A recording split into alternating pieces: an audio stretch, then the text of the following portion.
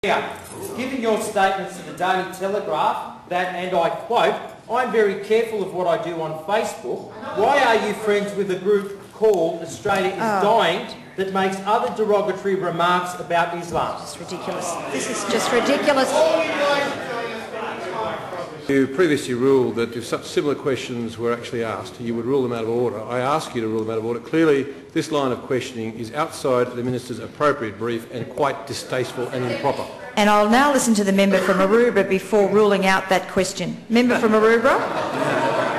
That is my decision, and that's the warning that I gave.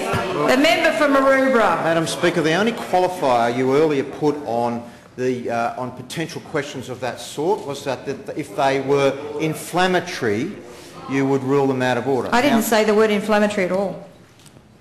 Well, check answer. Well, or provocative, or to that effect. Provocative. Okay, provocative, fine, to that effect. Now, Madam Speaker, you've allowed a previous question.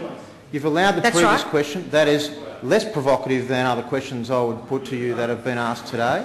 And so, having allowed the earlier question, thank you. In light of your conditional ruling before, that question is not out of order.